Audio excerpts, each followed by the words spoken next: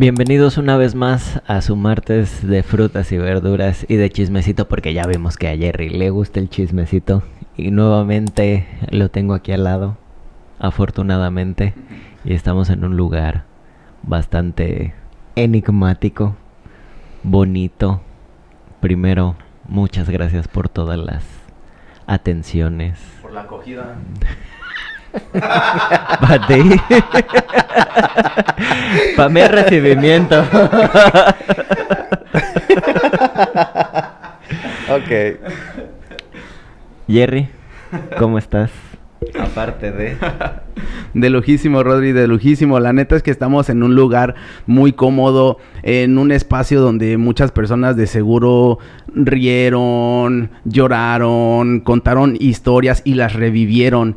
Y la verdad es que le agradecemos a esta persona que nos dijo, órale, pues va, pueden venir, grabamos en mi consultorio, no hay falla, y nos dio, pues de cierta forma, chance de venir, quizás no entrevistarlo, pero tener una conversación que fluya, y vamos a platicar sobre cosas de psicoanálisis, pero del que tanto les fascina, que no viene con teoría, ¿no? Vamos a hablar sobre la historia del psicoanálisis, vamos a preguntarle cosas, porque pareciera que él fue de los pioneros, ¿no? O sea, así llegó el chisme hace unos cuantos años, hace unos 10 plus, ¿no? De años. Y pues muchas gracias, Carlos Suazúa, gracias por abrirnos las puertas de tu consultorio para poder tener esta charla contigo. Gracias a ustedes por venir a montar todo este asunto audiovisual que es pues, muy profesional. De lujísimo, mi Carlos. Tiene como 10 años que nos conocemos. Te conocí en la universidad. Fuiste profesor de unas cuantas materias, pero yo ya había escuchado tu nombre. ¿Ah, sí? Sí, porque yo ya estaba yendo al grupo de estudio con Estefan. Oh my God. Ajá. Ya me estaba analizando y pues ya se escuchaba sobre Carlos Suazúa. Entonces la verdad se siente bien chido, la neta, que lleguemos a este punto en el cual podamos grabar un podcast, subirlo a YouTube y que la gente sepa de todo esto que está sucediendo en Cancún con el psicoanálisis. Wow, no sabía todo eso. Te vas a enterar de cosas. Oh, ok. Se va a enterar de cosas porque yo te conocí por fuera, no como docente. Oh my God. O sea, ustedes vinieron aquí a contarme cosas a mí. Perfecto, los escucho. Y fíjate que lo es cierto. Y en las materias que Carlos imparte, es odioso. Es odioso. Es cierto, eso ya no es así. Es odioso y no saben cuántas veces decía, solo por la calificación, aguántalo. Eso fue hace más de 10 años. Y eso fue hace Hay que más de recordarlo. 10 La gente años. cambia en 10 años. Sí. Sí, no, sí. Te arrugas. Bueno. Pero nos gustaría empezar por el principio. ¿Tú cómo llegas al psicoanálisis? ¿Cuál fue tu primer acercamiento con el psicoanálisis? Por ejemplo, Estefan nos contó que él se entró a la librería y vio un libro de Freud y dijo, órale, pues, y le gustó. Ya, claro, yo no soy tan poético como mi amigo. Yo estaba un buen día. No les voy a contar una historia así. La verdad es que yo ubico la palabra psicoanálisis por la cultura pop, el teatro, el cine, películas de Woody Allen, pero también una película muy en particular que se llamaba El hombre sin rostro.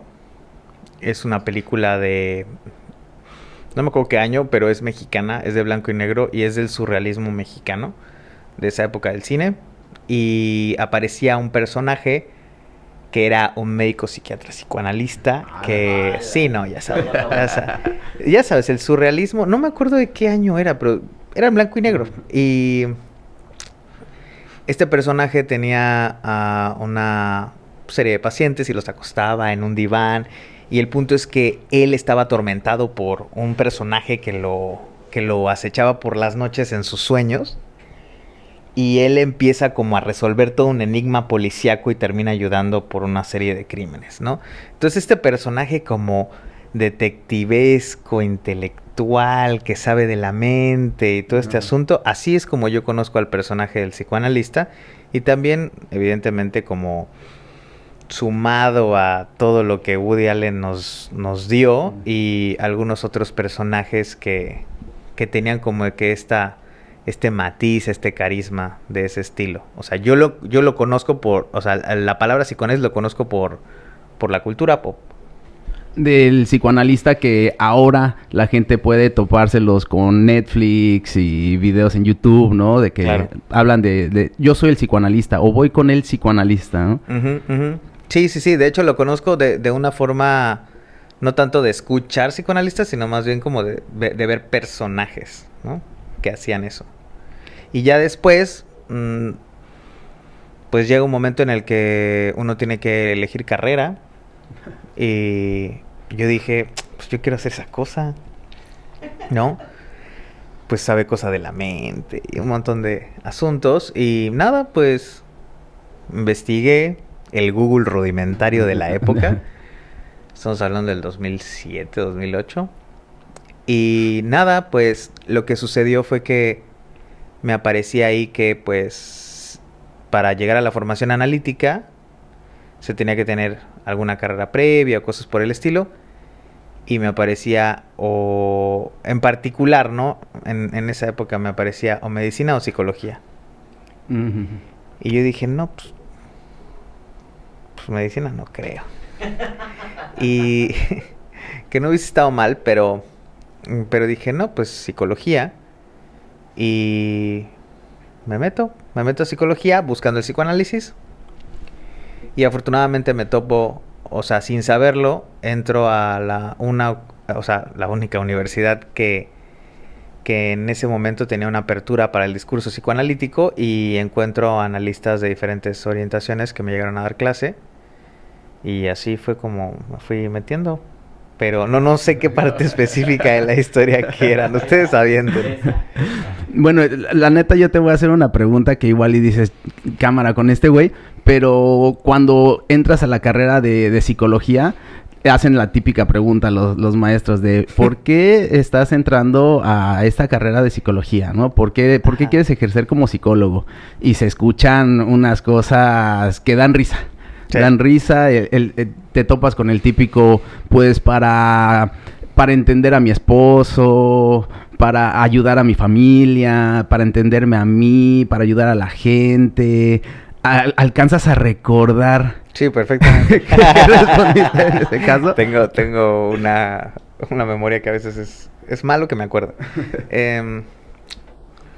Yo recuerdo bien lo que contesté porque hubieron unas miradillas ahí interesantes. Yo lo que le contesté al maestro que me lo preguntó fue que a mí me interesaba saber por qué la gente actuaba como lo hacía. O sea, yo no me metí con nada de ayudar a la gente, ni de curarme. O sea, a mí genuinamente me interesaba saber por qué la gente hacía lo que hacía y cómo lo hacía y todo, así. Y eso fue lo que contesté. Cuando dices miradillas, es porque están fuera como de la normativo de lo que normalmente se escucha. Ajá. O sea, ¿a qué me refiero?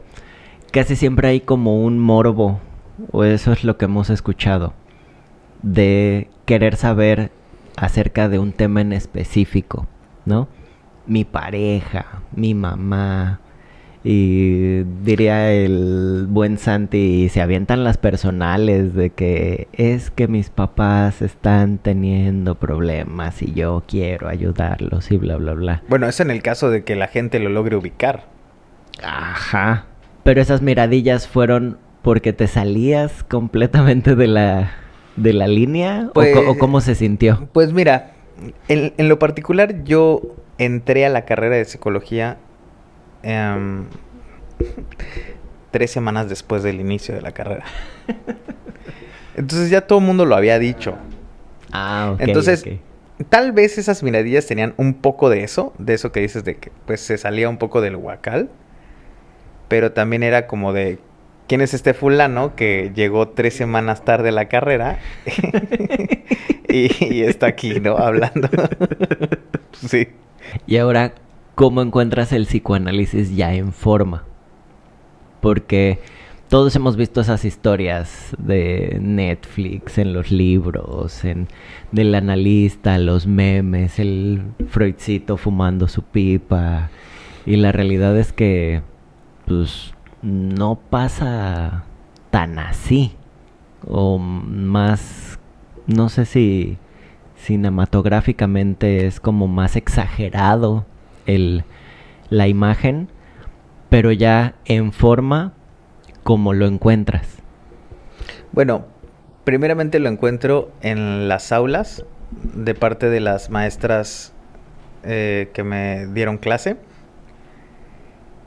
Pero yo podría hablar de que yo estuve muy atravesado por todos los discursos analíticos, porque para mí no existe el psicoanálisis, sino los psicoanálisis. No, o sea, no es un campo unificado. Y entonces yo tuve maestras de psicoanálisis kleniano, junguiano, de psicología del yo, de psicoanálisis del self, y actividades que se hacían dentro y fuera de la universidad, yo estaba ahí.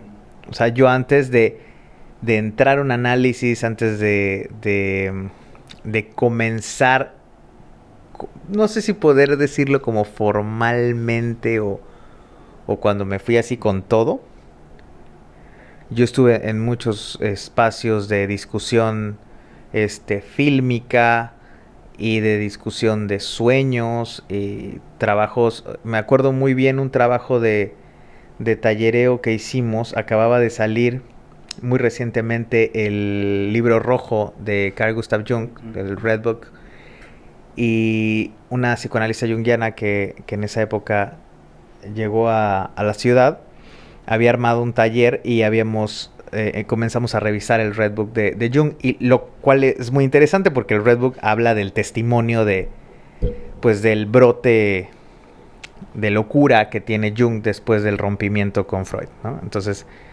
yo estuve como en varias como actividades y cosas de ese estilo, pero cuando yo me topo con quien introduce el psicoanálisis lacaniano en Cancún, por dar un dato, fue una vez que yo estaba en la universidad y apareció, había una cosa que se iba a armar sobre sexualidad y cosas por el estilo, y entonces había una conferencia que se iba a dar sobre sexualidad en la vida adulta, y yo fui estábamos sentados ahí en la audiencia, Verónica Hinojosa y yo, y había una viejilla, yo siempre le dije viejilla de cariño, había una viejilla ahí en la primera fila, y la ponente que iba a dar la conferencia quedó como un poco impactada por la presencia de Norma Scagliarini, que estaba en la primera fila, y la presentó y todo el rollo, bla, bla, bla. Y entonces yo recuerdo que le digo a Verónica, que estaba sentada al lado de mí, le digo, si la vida le da tiempo a esa viejita, va a ser mi analista. Y Verónica pues empezó a reír, y fue como un momento como medio cómico. Después ya Norma nos contó que ese día ella se sentía muy mal, por eso se veía demacrada también, ¿no? Entonces había toda una cosa como muy cómica en esa escena.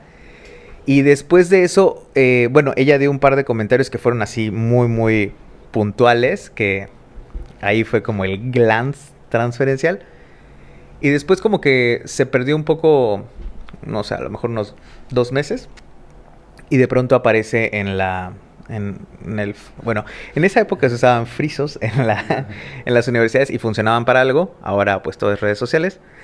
Y en el friso aparecía como un póster donde decía Introducción a Fundamentos Básicos de Freud a Lacan por Norma Scagliarini, seminario vespertino, ¿no?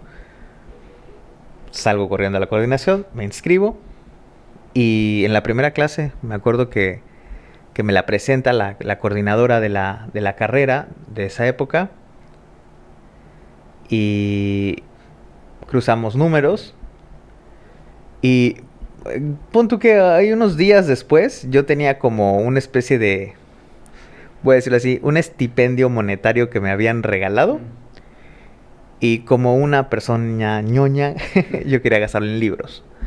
Y entonces yo le escribo a Norma y le digo, oye, para lo del seminario que estoy tomando contigo, no sé qué, ¿tienes algún consejo de qué libros puedo comprar, bla, bla, bla? Y me dijo, sí, ¿por qué no nos encontramos y platicamos? Fui a verla, nos pusimos a platicar y fue un encuentro muy interesante porque pues ella me recibió en un espacio que tenía de su consulta, que platicamos de libros y platicamos de muchas cosas. Y cuando yo salí de ese lugar, yo sabía que tenía que volver, pero en calidad de paciente, ¿no? Yo dije, esta plática que fue del libro sencillamente porque quería un consejo de qué libros comprar, yo ya estaba enganchado desde la primera vez que le había comentado a Verónica, ¿no? Entonces había algo ahí, había un glance transferencial ahí muy, muy fuerte y así es como yo, o sea, al segundo día de ese encuentro para platicar de libros, que fue la excusa perfecta, comencé mi análisis. Oye, para llegar a este punto del que nos estás comentando, pues el nombre de Jacques Lacan se hizo presente. ¿A Jacques Lacan ya lo habías topado antes de ver el anuncio de que sí, iba a haber un seminario de...? Sí. Lacan era como Lord Voldemort, ¿no? Era como el que no debe ser nombrado. Al menos en esa época. Ah, o sea, pero eso fue en la escuela, ¿no? En la universidad donde estaba anunciado. Sí, pero al inicio de la vida, o sea, cuando yo me encuentro con Norma, yo tenía 20 años. O sea, yo llevaba 2 años de carrera. Ya habías pasado por el que te hablaran de Freud. Sí, un de las etapas psicosexuales, ¿no? De esa forma lo narran luego. No me hagan hablar de las etapas psicosexuales. Bueno, es que luego así lo narran, ¿no? Así en las clases. Sí, ya sé. Pero es que yo siempre digo este punto que me parece que es muy importante. Todo mundo dice las etapas psicosexuales de Freud, pero el que las logra organizar como etapas psicosexuales es un analista que se llamó Karl Abraham, que creo que solo la gente que estudia a profundidad esas cosas logra recordar que Karl Abraham fue un personaje vivo, pero bueno, nada, eso es una cosa que... Lo peor del caso es que se sigue explicando en algunos espacios así, ¿no? Karl Abraham sigue siendo censurado completamente, nadie lo ubica, pero bueno. Sí, ya me habían dado clase de... Un poco las clases del primer año de la carrera, que ya saben cómo son, que son como la embarrada de la embarrada de la embarrada. O sea, porque nunca lees directamente al autor, ¿no? Es lo que el profesor logró cachar de una diapositiva o algo por el estilo. Y muchas veces es porque es introductorio, ¿no? El primer año es introductorio y pues tampoco traca, ¿no? Así de golpe, no. Un poco más como softly. Y sí, me habían dado clase de eso, me habían dado clase de varios otros autores. Margaret Mahler, Spitz, el mismo Jung, Otto Kemper, Karen Horney, Harman, Rappaport, Klein, Hannah Segal, varios otros. Pero Lacan era como spooky. Y era así como de lo que no debe ser nombrado, ¿no? Yo recuerdo muy bien una escena que yo le digo a una maestra que ya falleció, que apreciaba mucho por la formación y la capacidad clínica que tenía. Y yo le digo que estoy intentando leer a Lacan. No sé si yo la agarré a los 5 minutos más... No sneakers. Terrible, más no sneakers de su día. Y me dice así como de, no leas a ese loco, ¿no? Y yo dije, oh my gosh, está duro esto. Dije, Quiero bueno. leerlo más. Claro, exactamente. O sea, a un morro, bueno, a un chico de 18 años, le dices, no le haces. Pues, ¿qué dijo este loco, no? O sea, vamos a ver qué dijo. Lejos de que la censura me atacara, me provocó morbo. Y justamente coincide con un viaje de un amigo de la familia que es psiquiatra. Estamos platicando y ya sabes, vino, queso, cosas. Joven de 18 años que acaba de entrar a la carrera, pues es un tema común. Y me dice este señor, me dice, bueno, ¿cómo te va en la carrera? Y claro que le interesaba porque él, digo, hoy en día ya es un jubilado, pero practicó la psiquiatría muchos años de su vida. Y me pregunta que si cómo me va, que sí qué es lo que más me interesa. Y yo le digo, bueno, pues me interesa el psicoanálisis, pero hay como una duda que yo tengo con un tal Jacques Lacan, ¿no? O sea, como que nadie me sabe decir como para dónde jalar. Y eso te digo, fue en el primer año de la carrera. Yo creo que llevaba 3 meses de la carrera. Yo ya quería comerme el pastel completo, ni siquiera había abierto la tapa. Y me dice él, no. Si el psicoanálisis es difícil, Lacan es el más difícil. Hay cursos para aprender a leerlo. Y yo dije, ¿qué pedo? No, pues yo tengo que leer a este cuate, ¿no? O sea, me dicen que es un loco, que es lo más difícil, que mejor me haga a un lado. Dije, pues vamos a ver. Al final sí te das cuenta que es un loco, pero porque la locura no es algo peyorativo. Entonces, pero bueno, así más o menos fue la cosa. Oye, te voy a contar una historia rápida como para ejemplificar Dale. la pregunta.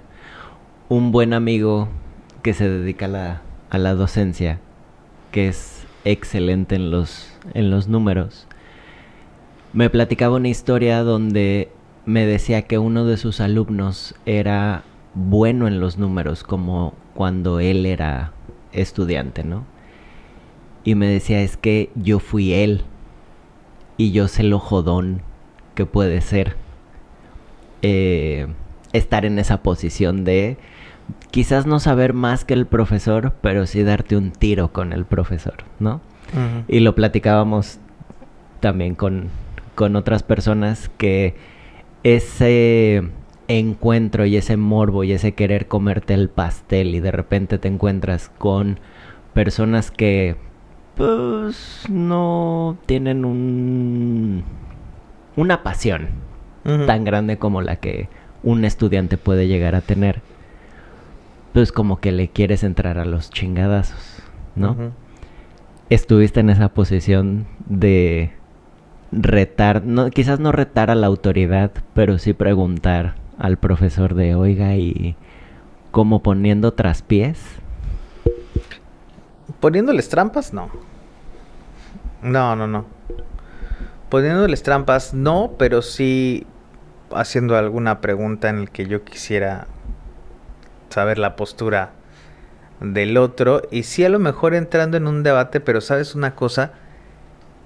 Cuando yo comienzo a estudiar a fondo todas estas cosas y al mismo tiempo a que inicia mi análisis, pues ahí estaban los catorrazos, ¿no? O sea, hay todo un análisis del yo, ¿no? Del narciso, ¿no? Hay toda un estate quieto, el de, bueno, que con esto, ¿no? Ver de dónde sale, porque claro que empezar a saber cosas que se aprenden por fuera de la universidad te puede generar una especie de infatuación, una especie como de falso poder. Pero por fortuna, uno va a análisis. Entonces, no está ahí nada más en la intemperie. Y creo que eso me ayudó bastante, porque si no, yo creo que, pues no sé, no creo que hubiese acabado la carrera, ¿no? ¿De plano? Pues, porque uno encuentra tanta pasión en el campo que elige y que termina estando por fuera de la carrera, ¿no? O más bien como en paralelo, que había temas que yo decía, pues si ya los voy a estudiar por fuera, ¿no? Pero en realidad eso también tiene que ver mucho con cierta, vamos a decirlo, porque dijeron que sin teoría, ¿no? como un cierto... Sí, como gustes. Sí, no, o sea, hay un cierto egocentrismo, digo, para decirlo como... hay un cierto egocentrismo que tiene que ser analizado. Y yo doy gracias a que hubo un diván en mi experiencia, porque egocentrismo, quererse comer el pastel completo y además la juventud.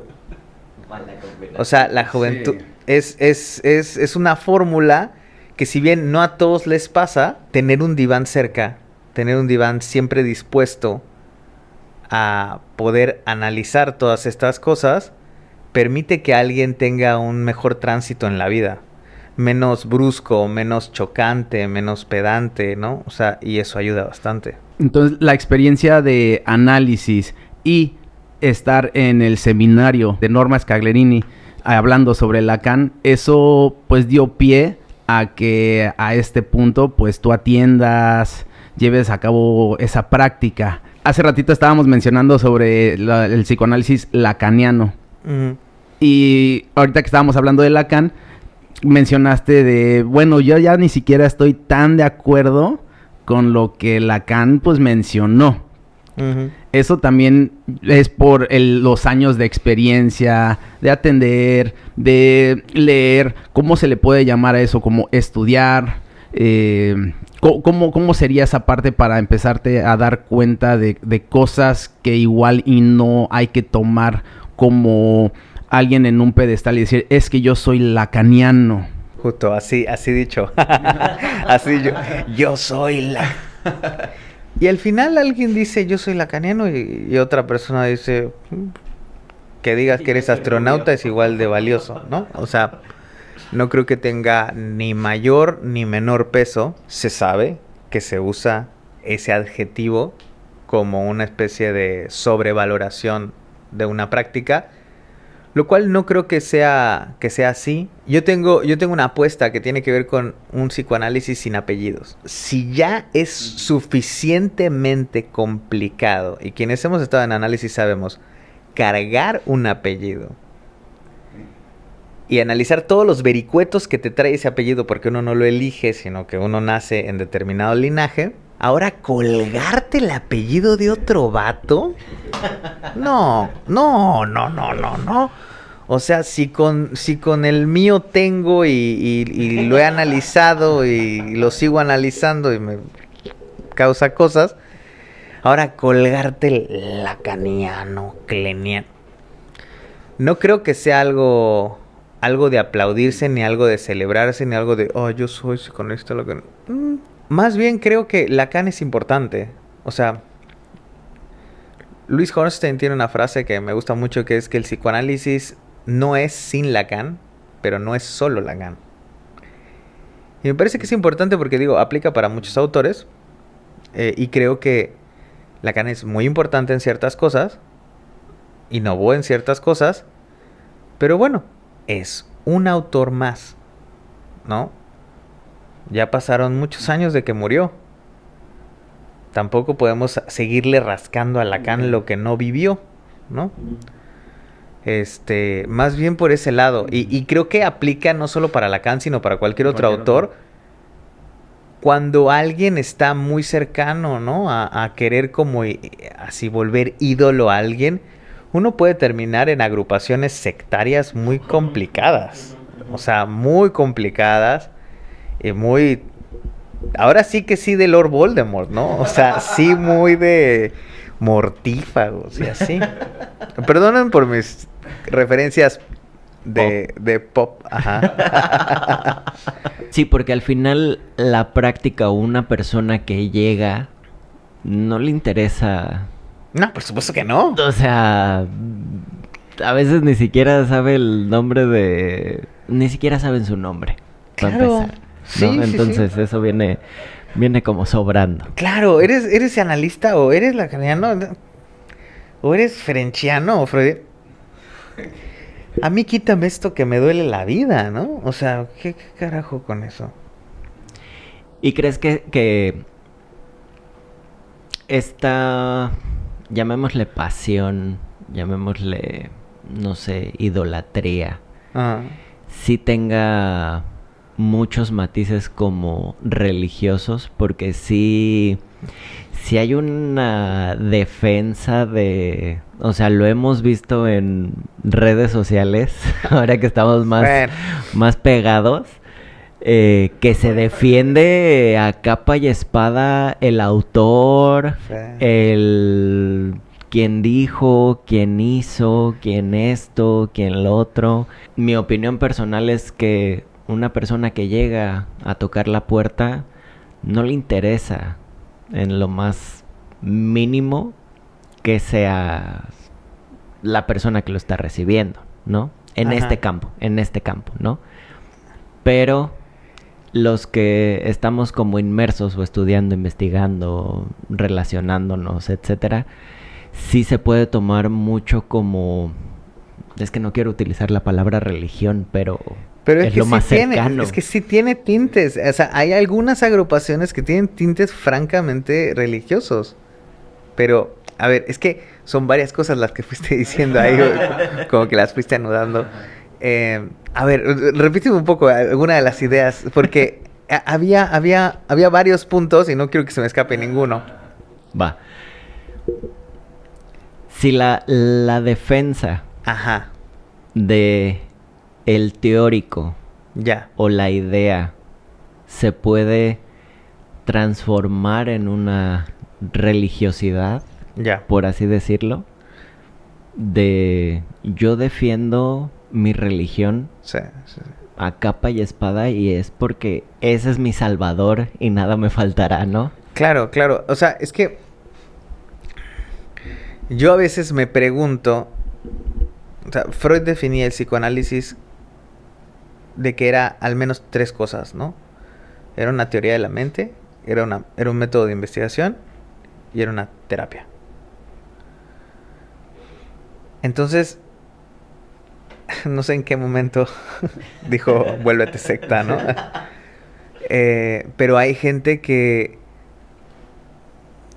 puede, digo, esto se sabe por Radio Pasillo, ¿no? O sea, pero que puede defender incluso al punto de la iatrogenia.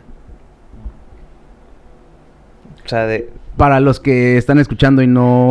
sí. Sí, sí, sí. Sí. O sea, al punto de enfermar al paciente, ¿no? O sea, de que, no sé, pongo un ejemplo, ¿no? De mi técnica dice que siempre, según su lectura, ¿no? Siempre tengo que hacer un cierre de sesión que sea enigmático y que no le produzca ningún sentido al paciente. Pero hay pacientes que eso les puede provocar que se tiren de un cuarto piso. O sea, si no lo mides, si no hay una estrategia clínica detrás, pero si alguien tiene esta como pasión por la idolatría, no tanto por la clínica, y toma el psicoanálisis como un campo de filosofía de vida, pues entonces sí puede provocar el de, no, yo tengo que hacer esto porque el autor dijo. Miren, eso y las congregaciones religiosas están muy cerca, ¿no? O sea, por no decir algunas. Es que también en el momento en el que se hace una pregunta, el de cómo se estudia el psicoanálisis, y de repente alguien te dice, es que hay grupos de estudio. Ah, claro, es que además tiene toda una especie de secrecía, ¿no? O sea, hay todo un secretismo. A ver, nada más pongámonos a pensar que, ojo, hay muchos tipos de formación analítica.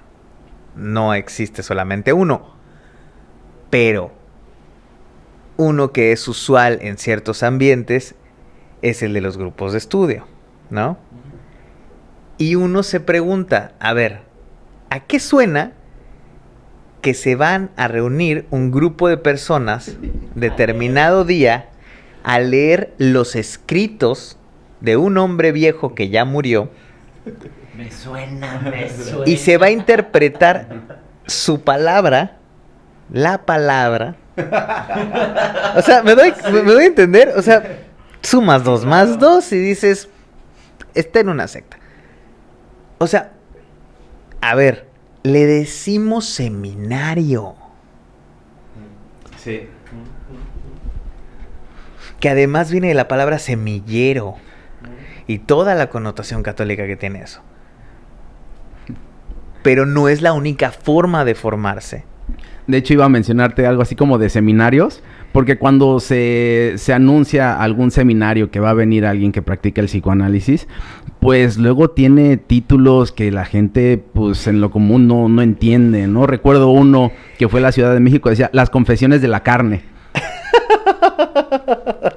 O sea, ¿cómo entiendes eso, no? O sea, si lo ves y no creo que estés dispuesto a pagar 1,000 pesos, o quizás sí dices, bueno, ahora, ¿sabes qué? Me llama eso la atención. Bueno, pero a ver, no nos vayamos tan lejos. Hubo un seminario que invitamos a Gloria Leff aquí a Cancún, y ella quiso poner el título del trago amargo del ocultismo, y dijimos, ¿cómo hacemos para difundir esto sin que suene mal, no? O sea, además en una ciudad donde el psicoanálisis apenas empieza, ¿no? Que está como tomando su lugar.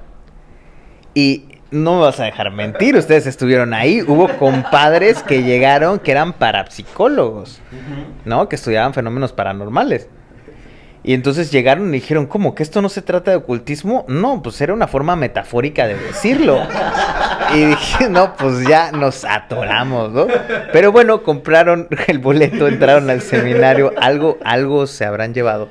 Pero sí, miren, pero, a ver, regresamos a ese punto de que hay ciertas formas en el psicoanálisis lacaniano que les gustan los títulos poéticos, ¿no? O sea, hay un montón. Y uno va e investiga en otros campos del psicoanálisis que no necesariamente son lacanianos, o incluso lacanianos en otros espacios, que los seminarios son así como de la práctica clínica en el padecimiento alimenticio. Y ya. O sea, no se agarran a Proust, ni a Mallarmé, ni a nada poético. Ni te mandan tanta bibliografía, ¿no? Igual y sí, porque hay que leer un montón para un seminario o para un taller o así. Pero, no, o sea, hay una actividad muy interesante que hace, no me acuerdo cómo se llama esta persona, que se llama el acto analítico. Y ya. No se puso así que si los colores de la piel cuando cae el atardecer. No, o sea, no sé por qué tendría que haber tanta mafufada siempre. O sea, no digo que la parte metafórica no sea importante, por supuesto que lo es. Pero a veces eso también suma a esta especie como de cofradía. Y además se reúnen en la noche, ¿no? y la hora de las brujas y todo eso, ¿no? Para darle forma a esta parte de los grupos de estudio, tú coordinaste un grupo de estudio que se llamaba Freud a la letra. ¿Cómo nace esa idea y cómo se lleva a cabo un grupo de estudio para que no se piense que es así algo pues, con religiosidad, ¿no? A ver, Freud a la letra nace, ni siquiera es una, o sea, yo lo coordiné, pero ni siquiera la autoría la pudiese decir yo. Yo recuerdo que estábamos en una actividad y Eric Argueta y Melissa Álvarez se acercan a mí, que estudiaban en un grupo de estudio que daba yo en un consultorio que tenía por ahí, no voy a decir dónde. Y me dicen, oye, ¿por qué no leemos a Freud de manera cronológica? Y yo lo que pensé automáticamente es, qué hueva. Sí. Dije, nah. Y me dice, no, sí se puede. Me puse a pensar un poco, platiqué con algunos amigos y dije, bueno, ¿qué perdemos? Y organizamos las lecturas para poder leer digo, no puedo decir que es todo Freud porque las obras completas no están completas, pero bueno, todas las obras completas, las obras incompletas de Freud de Editorial Amor Ortú, y nos aventamos los 23 tomos, digo porque el 24 es el índice, y nos aventamos los 23 tomos que de hecho voy a decirlo así, nos atrapó la pandemia cuando estábamos por terminar. ¿Y qué nos hicimos? 3 años y medio, 4 al final. Y terminamos en línea porque, pues así. Pero bueno, se dividían las páginas de los tomos, ¿no? Los artículos, y entonces cada quien estaba encargado de estudiar a fondo un texto. Todos lo leíamos, pero no sé, tal artículo de Freud, y se redactaba un resumen. O sea, es un trabajo de estudio, pues, formal, y se presentaba frente a una pequeña audiencia y se discutían los conceptos y así, pues sí. No prendíamos velas. ¡Qué aburrido! No sacábamos palo santo. No. Regresando al ámbito académico, te topas con esos personajes apasionados, religiosos, en los pasillos de las aulas. Y la pregunta fue con Estefan, ¿cómo lidias con eso? ¿Se lidia con eso? ¿Se trabaja con eso? ¿O tú qué haces? Pues yo no me he topado gente así. O sea, me topo gente que no es que tenga una pasión por el campo, sino que tiene una pasión por hacerse notar frente a otros. Que me parece que es diferente. Porque cuando he encontrado gente que tiene una pasión por el campo, aunque se las den de muy, terminamos pudiendo entrar en un diálogo porque nos apasiona lo mismo y podemos decir, pues yo rengueo de esta pata y tú de esta otra, y ahí andamos. Hay gente con la que no se puede debatir de todas maneras, ¿no? O sea, eso es una realidad, no lo voy a negar. Sí, no. Pero cuando uno se encuentra, o al menos en mi experiencia, cuando uno se encuentra con gente que no es que tenga una pasión por el saber, sino que quiere hacer del saber un poder, yo me hago al lado. Porque ese ejercicio del saber es una violencia. Y yo violentado no quiero ser. O sea, si no, mejor no. Si pudieras como ejemplificar en tu experiencia cómo poder diferenciar estas como entre pasión hacia lo que haces y ya una ideología a síganme los buenos, ¿no? O sea, vente que yo te voy a decir la verdad. Bueno, porque también está la vida. O sea, pueden estar los libros, puede estar el psicoanálisis, pero también está la vida. Winnicott es un analista inglés. Winnicott tenía un consejo para los analistas, que me parece que es un consejo fundamental, que decía que los analistas tenían que tener una o muchas más pasiones además del psicoanálisis, porque si no la tenía, ese analista era un pobre y triste analista, y donde iba a terminar gozando y disfrutando la vida iba a ser de sus pacientes. Entonces está el psicoanálisis, pero está la vida también, ¿no?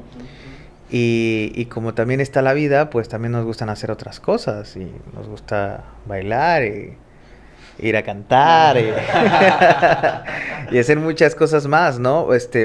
Pero creo que yo descubro como esas diferencias, pues no solamente en el camino de mi análisis, sino también poniéndome en tensión con gente que no piensa como yo, ¿no? Encontrando gente que no piensa como yo.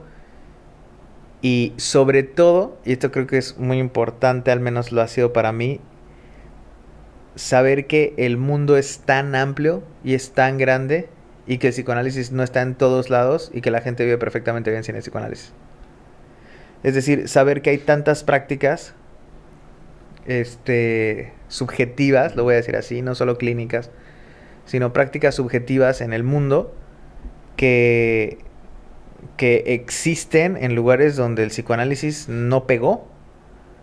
Y la gente sigue teniendo una manera de poder seguir sobresaliendo de los hoyos que la vida le da, ¿no? Entonces, saber, o sea, lograr ser que sea un poquillo humilde y decir, bueno, esta cosa que a mí me gusta, esta práctica clínica que a mí me gusta, es un tipo de práctica que no es la panacea, que no lo cura todo, que tiene un campo bien delimitado de acción, que no puede ser el non plus ultra de las prácticas clínicas. Eso permite a uno decir, bueno, hay otras cosas en el mundo. No solamente está la vida, sino que también hay otras prácticas. ¿Y cómo podría yo ser capaz de pensar que lo que elegí para vivir es lo más chingón? O sea, está bien que tenga pasión, pero no soy un ciego ingenuo. O sea, hay otra gente, hay otras prácticas, y el psicoanálisis es una más de esas prácticas que sirve para ciertas cosas y para vivir un poco mejor la vida y hacer amistades más geniales, y curar los síntomas que se pueden curar. Y ya, o sea, tampoco habría que ser tan obscenos pensando que es que te hace falta análisis. ¿Qué es eso? Son mamadas, o sea. Menos mal que al principio nos dijo que no era filosófico, que no era tan romántico. Y no mira soy nada romántico, más. no Mira soy nada- romántico. No. O sea, sí lo eres, Carlos, sí lo eres, admítelo, sí lo eres. Que bueno, la verdad, dándole seguimiento a tu pregunta, a mí se me ocurre que también es parte del análisis propio, ¿no? De que te das cuenta de las escenas que también pueden tratar de involucrarte en, y uno decide si entrar a esas escenas o de plano no. ¿No? Que también es parte de lo que te puede dar claridad, ¿no? En cierto sentido, ¿no? O que se te active otro sentido y darte cuenta y decir, no, ¿sabes qué? No le entro a eso o sí le entro a eso, ¿no? No es el sentido arácnido, es ansiedad. Y también de la forma en la que hablas, te expresas, me imagino que tus alumnos pues también han de sentir algo que han de decir, bueno, igual y pues me llama la atención lo que habla o cómo habla este profesor. Entonces, a lo que quiero ir es de que cuando das clases, ¿cómo es que introduces el psicoanálisis en las aulas? ¿O eso no se da? Por supuesto que se da. O sea, a ver, el psicoanálisis es parte de un conjunto de prácticas que históricamente se llaman psicoterapias. Aunque a algunos no les guste llamarla así, es una psicoterapia más, es una práctica terapéutica del alma, es decir, de la psique. Lo que pasa es que las materias que yo suelo dar tienen que ver con clínica. O sea, no es como que me lo saque así como... Recuerden que para sacar el conejo del sombrero, primero hay que meter al conejo. Entonces, ¿Me estás bueno, diciendo que no es magia? lo siento, Timmy, hay que crecer. Pero o sea, si bien evidentemente supongo que debe sonar algún tipo de pasión cuando yo hablo de psicoanálisis, las materias que yo doy están fundamentadas en el psicoanálisis. Entonces, no es como que tenga que hacerlos entrar a eso, sino que de eso se trata. Pero además de eso, al menos lo que intento, quién sabe si lo logro. La verdad es que las únicas personas que podrían decir y juzgar mis clases son aquellas personas que son alumnos míos. Y no me refiero a alumnos míos de que tengan que chutarse mi clase, sino aquellos que dicen, a ver qué tiene que decir este güey, ¿no? O sea, porque por pasar todos podemos pasar. A lo que yo voy es que nosotros pudimos haber tenido muchos maestros a lo largo de nuestra vida académica, pero considero que hay maestros que uno tiene que elegir para que se vuelvan maestros. A ese tipo de cosas me refiero. Entonces, ¿por qué digo esto? Porque a mí, en lo personal, les digo, es lo que intento, no sé si lo logro, pero procuro ser crítico cuando hablo de psicoanálisis. Es decir, yo hablo e intento criticarlo al mismo tiempo. Y una cosa que procuro hacer, no sé si lo hago con todos los grupos, pero esa es una recomendación que alguna vez le dije a algunas personas, que les dije, no vayan a elegir o a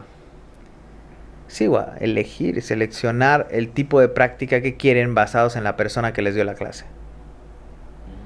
Jamás, porque puede llegarte una persona que sea de terapia Gestalt, que te caiga re mal su persona, y solamente porque te cayó mal su persona, te perdiste de toda una gran gama de técnicas y teoría muy interesante que es la terapia Gestalt. Entonces, siempre intento que de alguna manera se critique lo que también estoy diciendo, porque no me gustaría que la gente diga, me gusta el psicoanálisis porque somos románticos, ¿no? O por ejemplo, ¿no? O sea, que ustedes hablaron de Stefan, ¿no? O sea, porque me cae muy bien el profe Stefan, ¿no? Sí, bueno, el profesor Stefan te puede caer muy bien y luego podrán convivir, todo lo que tú quieras, pero el profesor Stefan o Carlos o quien sea, Lacan mismo, no es el psicoanálisis. El psicoanálisis es una práctica. Y me parece que uno, si le llegara a interesar, sería muy genial que uno pudiera elegir por la práctica y no solo únicamente porque te cayó bien esa persona. Que claro que la transferencia es importante, o sea, no podemos decir que no, la transferencia es importante. Pero a veces no hay que dejar que eso nos lamparee. Precisamente eso es lo que pasa mucho con una persona que pues es inexperta, ¿no? Ves la pasión tan grande del maestro. Seduce. Exacto, claro. Exacto. Te contagia. Sí. Y pues sí pudiéramos llegar a caer en... Me lo dice tan bonito, tan romántico, con su voz tan sensual. Con el abrazo. Que dices, no sé si yo quiero estar ahí o su pasión me apasiona. Y deseo lo que él desea. Ajá. Sí, claro. Y entonces el fin de estar como con diferentes prácticas, con diferentes personas, pues es ver de qué manera pudiéramos hacer no tanto que se apasionen por el psicoanálisis, sino más que lo cuestionen y que se pregunten, pues sí, se escucha bien padre cuando te dicen el amor es dar lo que no se tiene a quien no es, ¿no? Y suenan las palmas. Sí, pero pues a ver, espérate. O sea, sí. Pero es que yo no termino de entender cuál es la fascinación por las frases prefabricadas. O sea, es lo que yo no termino de entender. O sea, es como de... el deseo es el deseo del otro. Magnífico, maestro. Magnífico. No sé. O sea, yo creo que hay un fenómeno muy extraño no estoy hablando de la generalidad, pero en algunos espacios hay como un fenómeno extraño donde entonces yo no digo lo que practico, sino que me baso de las puras citas de otros. Porque, a ver, hay otras prácticas, hay otros oficios, hay otras carreras que la gente lee. Chicos, la gente lee. La gente lee, la gente tiene autores. Pero yo no ando escuchando que los arquitectos, cuando estén platicando de un plano, estén cite y cite y cite. Sí, porque esta columna es la columna no sé qué. Sí, o sea, porque el autor no sé qué. ¿Cuál es el afán? Si tenemos un método, ¿no? O sea, ¿por qué todo el tiempo? Lacan dice. ¿Y qué dices tú? Porque, a ver, es que ya, se rompió el podcast. Es que eso pasa y entonces uno se pregunta, bueno, ¿eres analista? ¿Practicas el psicoanálisis? ¿O eres un filólogo? ¿O eres un experto de la lectura de textos? Porque para eso, cierra el consultorio, vuélvete bibliotecario. No hay ningún problema. O sea, no sé. Yo nunca he visto que un clínico acompañe en una crisis a una persona con todas sus citas de Lacan y de Freud bajo el brazo y que diga, aquí está todo.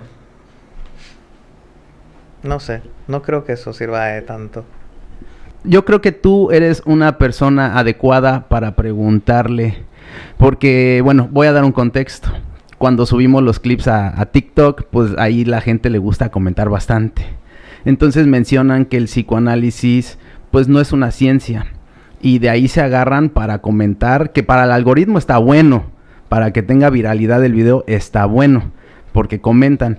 Pero no, yo no he encontrado una forma de cómo responder porque quizás también me falta leer, ¿no? Entonces yo creo que eres una persona a la cual se le puede preguntar sobre el psicoanálisis de si no tiene sustento científico o si sí.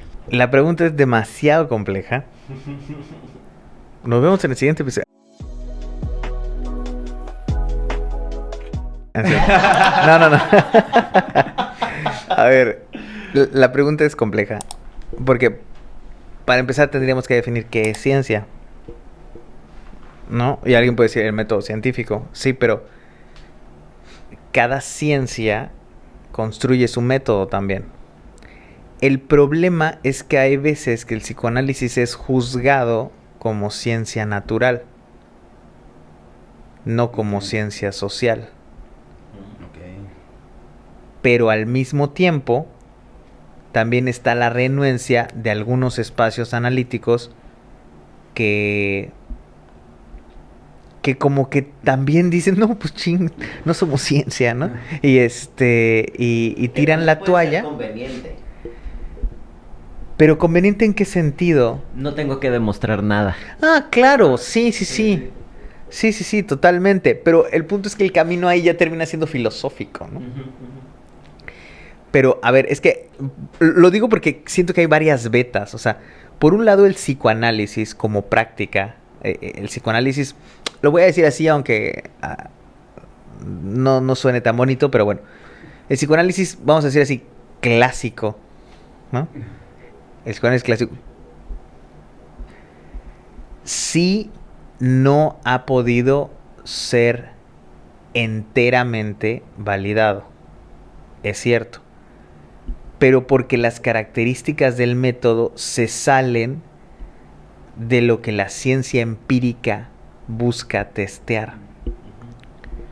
Por eso es que se ha llamado una práctica y todo el asunto. Hay un campo de gente que se ha ido hacia lados epistemológicos como la física teórica y como, o sea, han ido encontrando instrumentos de lógica y lógica matemática para poder sostener la cientificidad del psicoanálisis, pero no como una ciencia empírica, sino como una ciencia conjetural, como una ciencia lógica.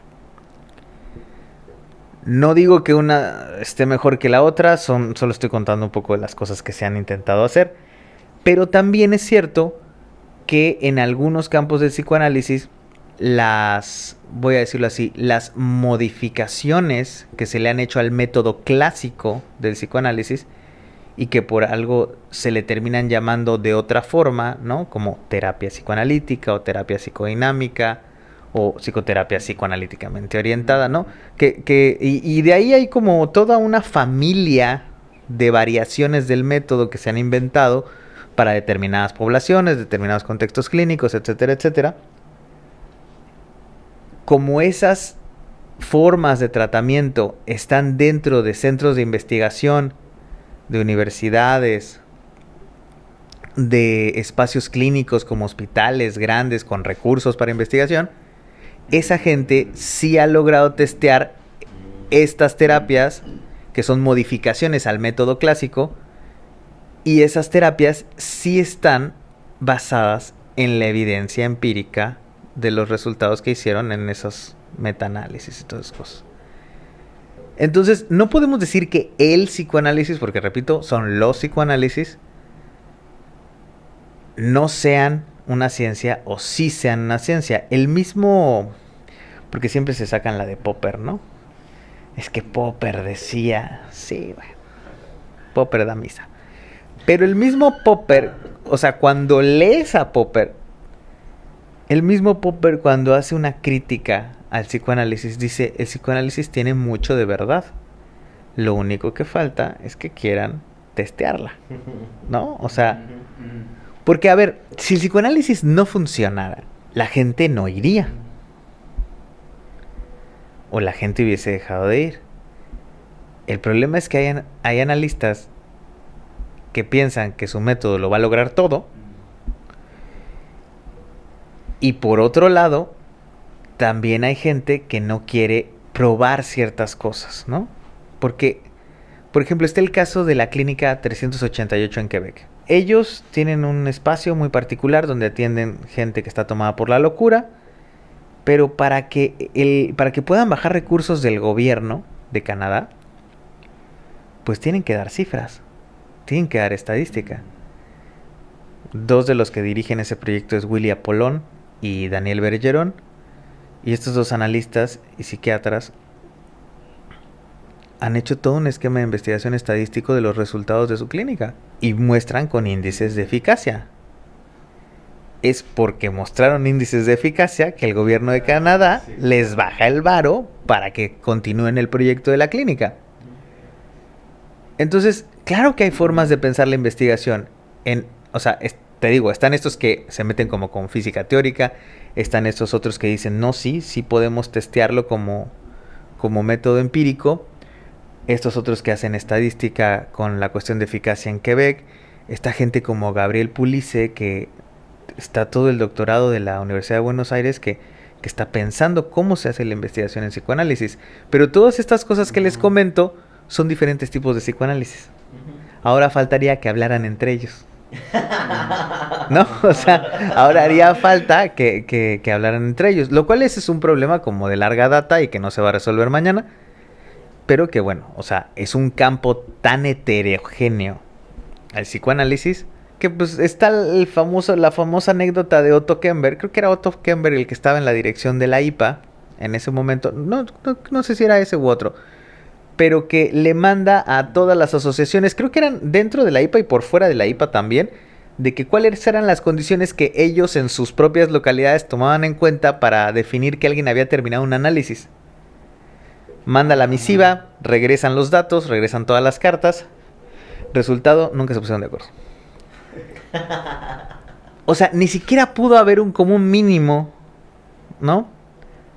Y eso es interesante, porque estamos hablando del gran abanico de diferentes psicoanálisis que existen practicando y operándose en diferentes tanto instituciones con psicoanálisis aplicado como en consultas privadas con métodos clásicos, ¿no? O el dispositivo psicoanalítico per se, como le dicen, ¿no? Entonces, no es una respuesta fácil. No es una respuesta fácil porque tiene todas estas aristas, ¿no? Pero la verdad también yo creo, y esta es una cosa que hay que tener en cuenta, que la discusión no se debe de hacer en Facebook. ¿No? O sea, sí. O sea, a ver, yo no veo, o sea, por ejemplo, ¿ubican a los del CONICET? No. Los investigadores, estos biólogos marinos de Argentina que empezaron a streamear toda su investigación. Sí. Ok. Ellos compartieron lo que estaban haciendo. No sometieron a opinión. O sea, yo nunca he visto que los biólogos digan, no, pues lo vamos a poner en TikTok a ver qué opina la banda. Ajá. No, para eso hay consejos de investigadores y de gente preparada que va a discutir sobre el asunto. Y en las redes sociales, pues es el Vox Populi, ¿no? O sea, Sí.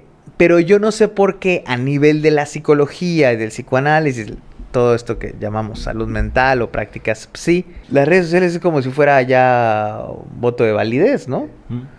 Cuando en realidad hay escuelas asociaciones, institutos de investigación, que están totalmente, pues, con sus metodologías y todo el rollo, y no porque Juanito 388 o Juanito 2023 me diga, eso no es ciencia, pues está bien, chavo, ¿no? O sea, está muy bonito, pero habría que pensar qué tipo de psicoanálisis, qué tipo de terapia, cuáles son las modificaciones a la técnica que se hicieron, cuál es la que está testeado, de qué psicoanálisis habla.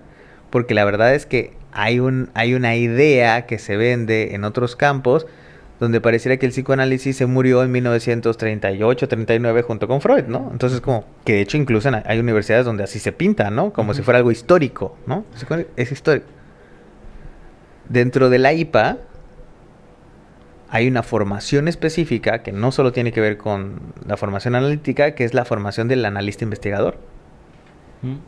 Y se generan grandes sumas para esas becas para que los analistas aprendan a testear sus métodos y sepan de investigación, así como Pulice y Celis están haciendo en la Universidad de Buenos Aires los cursos de doctorado de investigación en psicoanálisis, ¿no? O sea, porque una cosa es ser clínico, ¿no? Una cosa es ser un practicante de psicoanálisis, un psicoterapeuta psicoanalítico, como le quieran decir, y otra cosa es ser un investigador en tu campo clínico.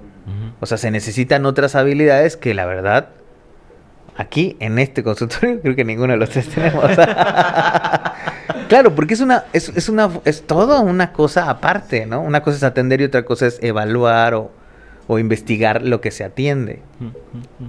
No podemos ser todólogos tampoco. Y entrando en esta ola de las redes sociales, internet, tenemos que tocar las IA, las inteligencias artificiales, que se han vuelto como muy, muy famosas y que hoy en día se escucha que mucha gente ya está tomando terapia con esas cosas, ¿no? Okay. Y que en el consultorio se escucha que una persona llega y te dice, es que hice el test de qué personaje de Winnie Pooh soy y resulta que soy Igor y yo quiero ser Tiger. ¿Tú crees que, viéndolo del lado de que algo en específico, una práctica en específica, sí puede ser evaluada o hecha con un método científico, ¿tú crees que se logre introducir en alguna inteligencia artificial ese método al menos, o ese psicoanálisis al menos, que sea chiquitito? ¿Por qué? Bueno, para empezar, por la subjetividad. O sea, una de las cosas que evidentemente no se pueden evaluar como tal es qué tanto influye la subjetividad del terapeuta en la eficacia de la cura. Lo cual es sumamente importante, ¿no? O sea, no podemos rechazar o hacer a un lado que la subjetividad del analista o del terapeuta tiene efectos sobre el asunto. De hecho, a nivel de investigación en general, internacional, más allá del psicoanálisis, todo lo que ustedes quieran, en lo que coinciden todas las prácticas clínicas, terapéuticas, como factor de cura o de cambio subjetivo, es algo que a nivel como general se le llama alianza terapéutica. Que entre muchas mil cosas no es otra cosa que el clic que haces, ¿no? O sea, ahí dentro de esa cajita viene la empatía y viene la transferencia, todas estas cosas, ¿no? Entonces, bueno, Freud tenía razón al final. Claro, porque no importa, o sea, lo que han ido descubriendo es que, bueno, tú podrás tener el manual más avalado por cualquier cosa que tú quieras, pero no hay censura en este podcast. No. Pero si tú tienes cara de culo, o sea, y no haces clic, y no eres una persona cálida cuando hay que serlo, y no, ya saben, o sea, esas cosas que se viven, que es toda la parte humana, Pues tú podrás tener el manualito de terapia no sé qué, y aunque esté probada, no va a funcionar. O sea, o va a funcionar ahí como se pueda. Porque está la parte humana, es la parte subjetiva, es la parte de lo afectivo que uno no puede elidir. Está ahí. Entonces yo no creo que eso, aunque se programe, pueda aplicarse en una IA. Porque además ahí ya entraríamos como en una controversia muy loca, porque además las IAs que están ahora en el mercado en realidad no son inteligencias artificiales, sino que son, no sé cómo se llaman, procesadores de transcripción de texto. Una cosa por el estilo. No tiene un nombre especial, yo no soy ingeniero, lo siento. No sabía eso. Discúlpenme los ingenieros. Pero propiamente tal no son inteligencias artificiales, ¿no? No dudo que las haya, no están en nuestras manos, seguramente no están comercializadas. Pero ajá. Pero no creo que pueda funcionar. ¿Para qué creo que sí pudiese funcionar? Pues no sé, alguien que quiera a lo mejor un método para prestar atención mientras hace la tarea, ¿no? O sea, una estrategia de esas, pero una cuestión clínica me parece muy complicado. No sé, ustedes también practican, ustedes no sé qué opinan. Bueno, yo he escuchado de personas que dicen, yo prefiero utilizar la inteligencia artificial a gastar mis 500 o 700 pesos de terapia. Así me los ahorro. Y también me imagino que hay personas que llegan con terapeutas o se van con los que te leen la mano, con los que pues hacen prácticas que igual y pues no le funciona a las personas para lo que ellos buscan y prefieren ahorrarse pues esa lana, ¿no? En ese sentido.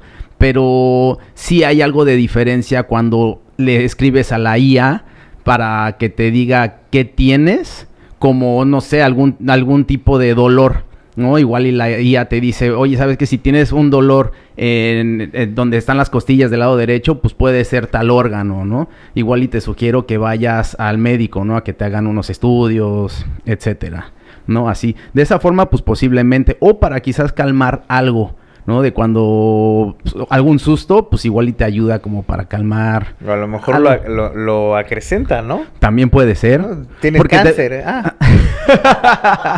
Es que eso pasa también. Sí, entonces, pues bueno, algo también que en algún momento platicamos Rodri y yo, y con Santi, con un chico, que yo pienso que estamos en una época en la cual con esto de que se utiliza de que el psicoanálisis no es una ciencia, que de cierta forma como que se diluya la forma o la práctica hacia el psicoanálisis y que de cierta forma igual como que ya no haya gente interesada en practicar el psicoanálisis porque ya existen los métodos avalados por la ciencia y los métodos que sí funcionan porque tienen evidencia. ¿Tú crees que eso pueda llegar a suceder? ¿Que la gente pierda el interés por el psicoanálisis? No lo sé. La verdad es que el psicoanálisis nació en crisis. O sea, desde la primera vez que Freud se paró en un auditorio, ya lleva, o sea, entró al partido con 3 goles en contra. O sea, ya con eso es algo que decir. Pero creo que si el psicoanálisis no innova, va a quedar como una cosa ahí con olor a húmedo en el fondo de una habitación. O sea, y no solo me refiero a la cuestión de avalado por la ciencia y esas cosas, ¿no? O sea, porque uno podría jugar con eso, ¿no? O sea, hay analistas como muy conservadores que no quieren modificar nada, pero, a ver, las reglas cambiaron. O sea, las reglas cambiaron. No somos los que estamos, ya no somos los que estamos sentados en las sillas de las direcciones de las universidades ni de los hospitales. O sea, hubo una época dorada del psicoanálisis, ¿no? Donde los analistas eran los directores de institutos de investigación, de hospitales, de un montón de cosas. Y cuando fue, y esto lo contaba muy, pues no es tan divertido, pero tenía su comicidad, la manera en la que José María Álvarez lo contaba en la UNAM el año pasado, que decía, y cuando estuvimos en esas posiciones, no tratamos bien a los demás. O sea, no tratamos bien a los humanistas, no tratamos bien a los sistémicos, no tratamos bien a los... ¿no? O sea, y no fuimos buena onda. Entonces, ahora que, por ejemplo, los cognitivo-conductuales y todas las terapias de tercera generación son los que tienen las sillas de dirección, no podemos... O sea, yo sé que nosotros no fuimos los que hicimos la ojetada, ¿no? Pero nuestro gremio lo hizo en la historia, ¿no? Entonces, no podemos esperar que ahora que ellos están sentados en la silla, nos quieran dar un lugar. Entonces, las reglas cambiaron. Y si ahora ciertos centros de investigación o ciertos institutos o ciertos hospitales piden ciertas directrices, pues les falta a algunos espacios pensar un poco más astutamente. ¿Por qué no? Yo sé que hay un montón de variables que no se pueden medir en el análisis, pero las que sí, o sea, ¿por qué no acoplarlas a un método de investigación para que nos den presupuesto y nos den al menos un campito? Y ya que nos den el campito, demostrar con hechos de que sí hay efectos terapéuticos. Pero si seguimos desde afuera tirándole piedritas a la ventana a las instituciones diciéndole, ustedes están mal porque son científicos y solo piensan en marketing y no sé qué, y así, sí, pero ¿saben qué? Los que estamos afuera somos nosotros. Los que están adentro de las instituciones con los presupuestos, teniendo la posibilidad de seguir respaldando con eficacia y con estadísticas sus métodos, son ellos. Vamos a terminar leyendo la mano en el parque de Coyoacán. O sea, piénsenlo. O sea, se quita la formalidad, dejamos de estar bajo las directrices de ciertos institutos de investigación o de ciertos hospitales. Y yo sé que hay mucha gente que dice, sí, pero así se va a deformar el análisis. Ok, sí. Pero si esas son las reglas para poder entrar y después mostrar que la clínica es eficaz, pero ahí es donde entra la idolatría, ¿no? Nos quedamos desde afuera diciendo es que mi Dios es el bueno. Está bien, chavo. Pero las reglas del juego cambiaron. El analista se autoriza por sí mismo. Que esa es una cosa que yo tengo mis opiniones. Ese es para otro, es para parte 2. Si quieren, pero o sea, yo tengo mis opiniones con esa frase tétrica. La gente que se para en medio del parque las palapas. Yo soy... No funciona así. Creo que nos falta, no sé si horas o vida para seguir platicando. Tú dale, yo no tengo problema. Pero el cerrar el episodio de esa forma, tirando el micrófono. Drop the mic. No puedo tirar porque mira, tiene una jaulita acá. Creo que terminar el capítulo con esos comentarios tan duros, contundentes, dolorosos para quien es de piel sensible, ¿no? Uno que ya tiene cierto rato dice, ¿quién sabe? A ver. El que se tatuó la psique. ¿El qué? El deseo. Te empiezas a quemar el tatuaje del Borromeo. Pero creo que sí nos va a faltar y esperemos tenerte en una segunda ocasión. Sin duda. Para platicar muchas otras cosas. Creo que tu experiencia, tu manera de verlo, tu forma de expresarlo. Tú dijiste que no eras romántico, claro que sí, y te lo voy a seguir diciendo. Es una manera muy, muy amena de explicarlo desde un punto de vista ya con cierto colmillo, por así decirlo. Pues me pasó esto. Sucedió esto, también vi esto, y pues creo que el no casarse con algo es muy valioso y lo hemos dicho en diferentes situaciones. hay que dudar hasta de quien menos te lo imaginas, ¿no? En este contexto, en este ámbito, para poder sacar cosas más valiosas, y creo que lo has hecho impresionantemente bien. Vayan a escuchar su podcast, Un Divertimento Serio, en Spotify. O sea, si les llamó la atención cómo se expresa Carlos, yo creo que de ahí también le van a sacar bastante jugo y quizás van a quedar más tocados de lo que ya están. Bueno, he tenido unos entrevistadores geniales, ¿no? También, o sea, su interlocución hace que a mí se me suelte la lengua muy fácil. Ponemos el espacio para que... Carlos, algo que quieras anunciarnos, algo Anunciarles. que sirva el espacio. Si alguien te quiere contactar, si alguien quiere estudiar contigo, si alguien quiere tener como un acercamiento tanto terapéutico como educativo o académico, ¿cómo te podemos encontrar? Pues con mi correo, suazua.carlos@yahoo.com. ¿Yahoo? Sí, claro, Yahoo. Ese es un correo real. Y o en Instagram, en la cuenta del podcast, que es @undivertimentoserio. Y nada, pues ahí pueden encontrar los diversos proyectos en los que estoy y en los que me meto a veces sin saber cómo salir de ellos. Ajá. Y nada, pues gracias por venir al consultorio, hacer todo este esfuerzo por poner todo el equipo y regalarme una charla que siempre es muy lindo tenerlos. De lujísimo, pues ya saben, denle que su compartir, su like, comenten. Si algo les empezó a tocar mientras estábamos aquí en la conversación, pues pónganlo ahí y pues les respondemos y vemos qué se hace a partir de eso. Gracias por escuchar y ver este capítulo. Vayan a Un Divertimento Serio. Chao. Chao.